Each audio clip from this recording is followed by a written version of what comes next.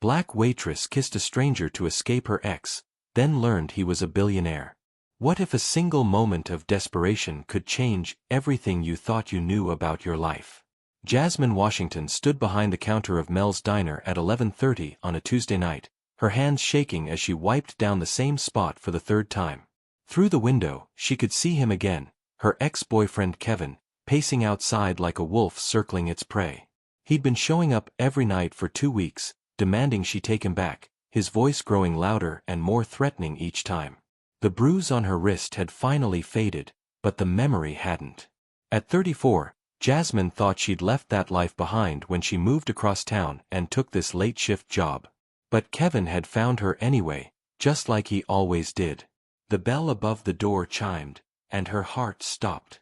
But instead of Kevin's familiar scowl, she saw a stranger in an expensive suit, looking lost and tired. Sometimes salvation comes from the most unexpected places. "Where are you watching from tonight?" The stranger slid into the corner booth, his shoulders sagging with exhaustion.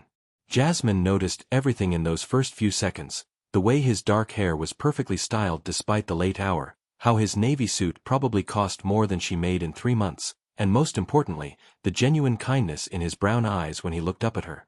She'd become an expert at reading men's intentions, a survival skill learned the hard way. "Coffee?" she asked, automatically reaching for the pot. Her voice was steadier than she felt. "Please. And whatever pie you'd recommend." His smile was warm, uncomplicated. "I'm not from around here." Outside, Kevin had stopped pacing. He was staring through the window now, his jaw clenched in that familiar way that used to make her stomach turn to ice. Jasmine forced herself to focus on the stranger, whose name tag would have read, "Hello, I'm probably way out of your league," if he'd been wearing one. "Apple's good. Made it myself." She set down the coffee, proud that her hand didn't shake. "You traveling?" "Business meeting ran late. Very late." He rubbed his temples. "I'm Theodore, by the way. But everyone calls me Theo." "Jasmine." She glanced toward the window again. Kevin was moving closer to the door. "I'll get that pie." In the kitchen, she tried to slow her breathing. Kevin would come in soon, and then the ugly scene would start. The yelling, the accusations, the way he'd grab her arm and leave marks shaped like his fingers. She'd been down this road before, and calling the police never seemed to help much. He was charming when he needed to be, good at making her look like the crazy one. When she returned with the pie, Theo was looking at his phone, frowning. "Everything okay?" she asked, setting down the plate. "My driver was supposed to pick me up an hour ago. Apparently, there was some mix-up." He looked genuinely frustrated. "I don't suppose you know any cab companies that run this late?" Before she could answer, the door chimed again. Kevin walked in like he owned the place, his eyes immediately locking onto hers. "There you are, baby. We need to talk." Jasmine felt that familiar cold dread spreading through her chest. "I'm working, Kevin. You need to leave." "I'm not going anywhere without you." Kevin's voice had that edge to it, the one that usually preceded broken dishes and apologies that never meant anything. "You can't keep running from me." Theo looked up from his pie, taking in the scene with intelligent eyes. Jasmine saw him notice Kevin's clenched fists, her pale face, the way she'd instinctively stepped backward. In the space between heartbeats, she made a decision that would change everything. Kevin was already moving toward the counter when Jasmine did the most impulsive thing of her entire careful, controlled life. She turned to the stranger in the expensive suit, leaned down, and kissed him as her life depended on it. Theo's surprise lasted exactly 1 second before he understood.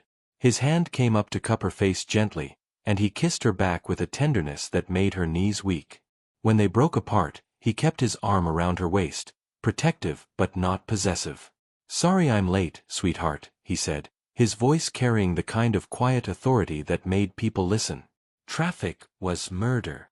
Kevin stopped dead, his face cycling through confusion, rage, and something that might have been fear. "What the hell is this?" "This is me moving on," Jasmine said, surprised by the strength in her own voice. Like I told you 3 weeks ago. And last week. And yesterday. You don't get to move on until I say so. Kevin's mask was slipping, showing the ugly truth underneath. We have history, Jazz. You can't just replace me with some suit. Theo stood up slowly, and Jasmine realized he was taller than he'd seemed sitting down. There was something in his posture that suggested he wasn't as soft as his expensive clothes might indicate. I think the lady's made herself clear. Time to go.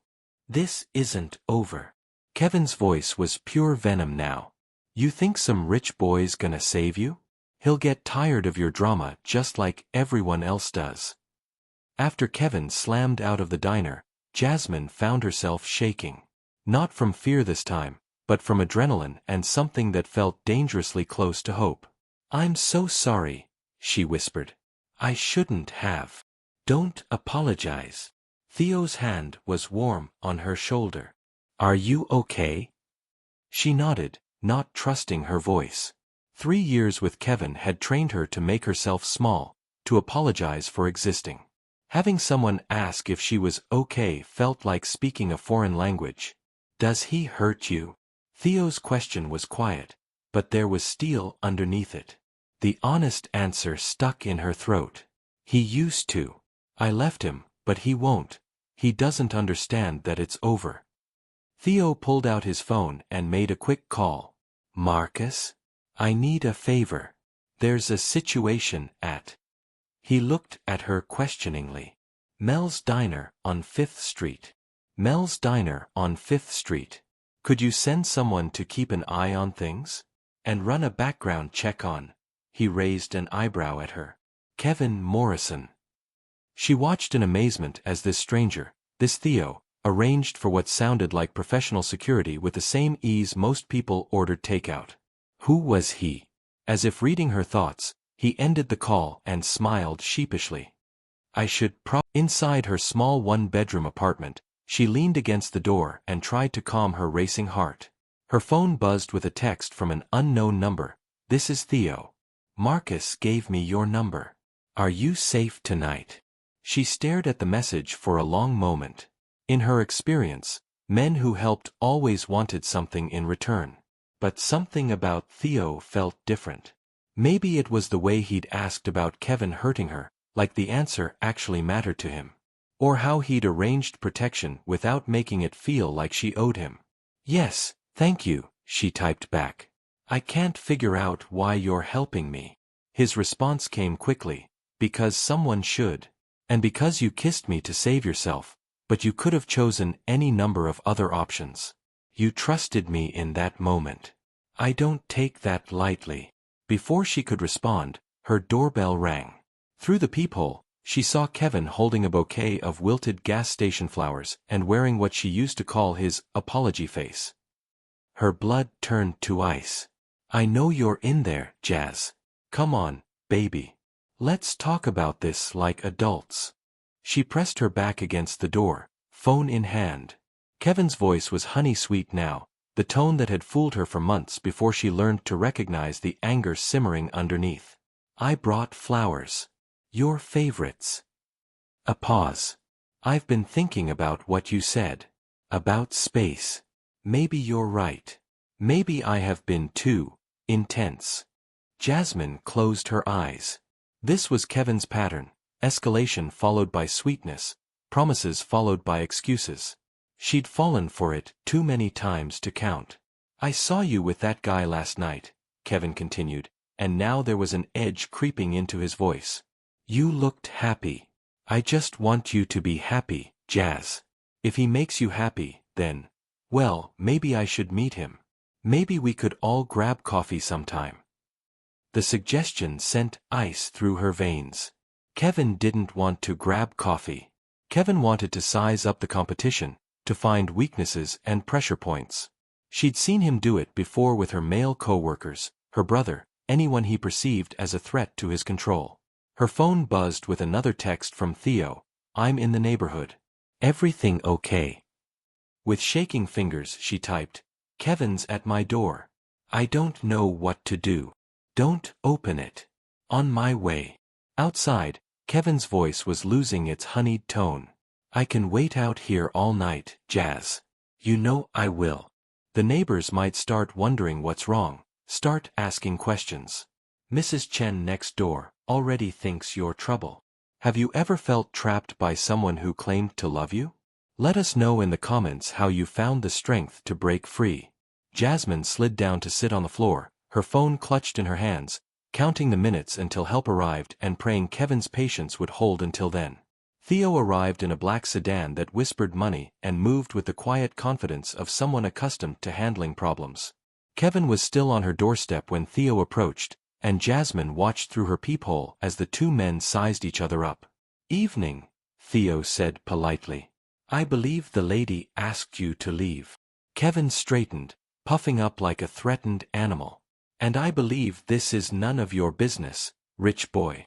Actually, it became my business when she kissed me last night. Theo's voice remained level, but something in his posture changed.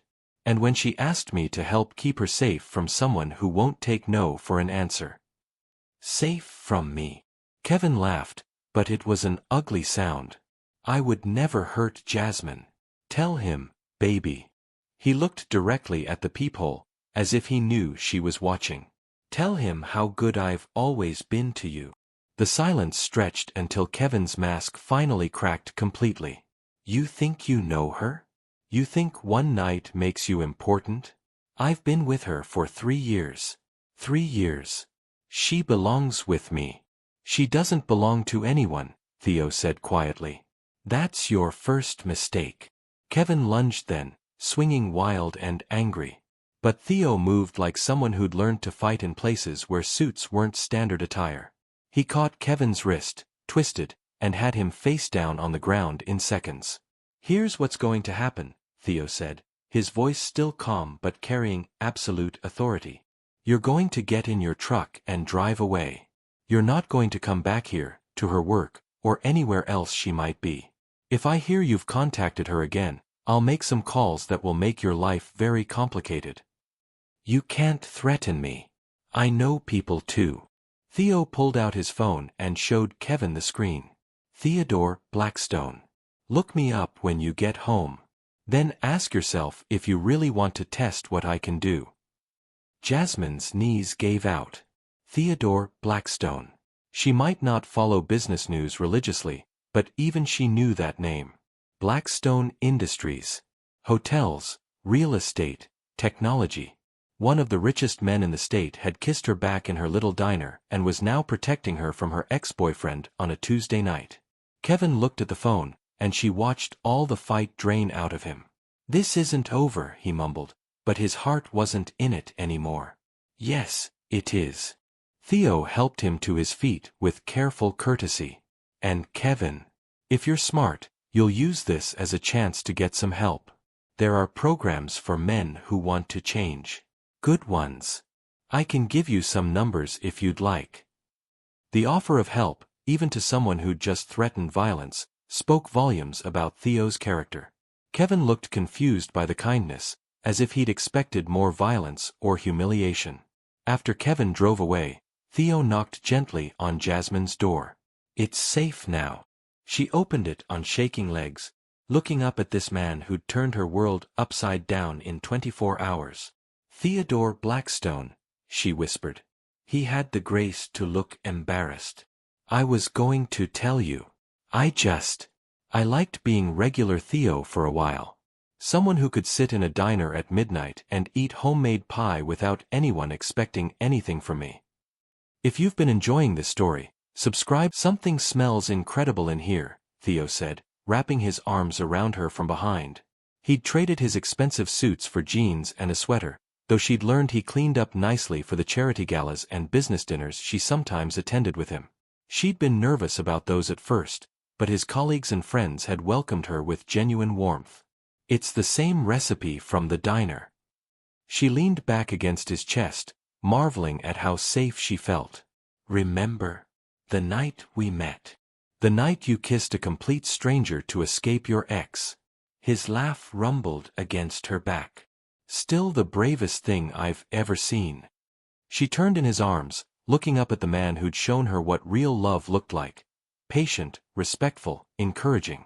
He'd never raised his voice, never made her feel small, never made her question her own memory or sanity. When she'd been ready, he'd helped her start taking business classes. When she wasn't, he'd simply held her through the nightmares.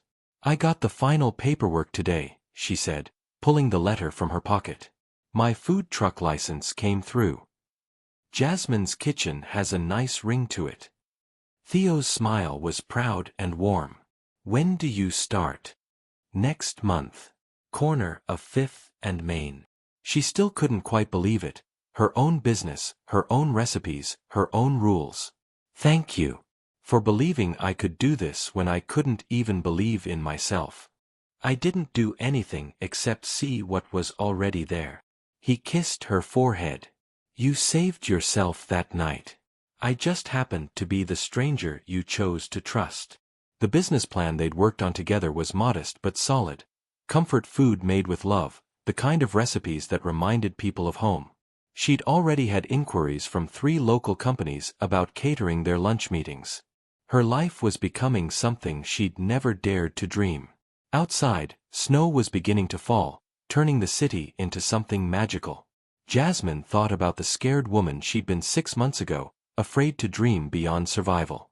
That woman couldn't have imagined standing in a kitchen like this, planning a future that belonged entirely to her. She'd learned that real love didn't demand or control or threaten. It supported and encouraged and celebrated. It showed up when you needed it and gave you space when you asked for it. It saw your potential and helped you reach it without taking credit for your success. "I love you," she said, the words coming as easily as breathing now. "I love you too," he replied, then grinned. "Even if you did use me as a human shield on our first date." As they laughed together in their warm kitchen while snow painted the windows white, Jasmine knew with absolute certainty that sometimes salvation really did come from the most unexpected places. If you enjoyed this story of finding love after fear, please remember to like this video, share your thoughts in the comments below, and subscribe for more tales of hope and second chances. Thank you for joining Jasmine and Theo's journey. May you find the courage to trust in unexpected kindness and the strength to build the life you truly deserve.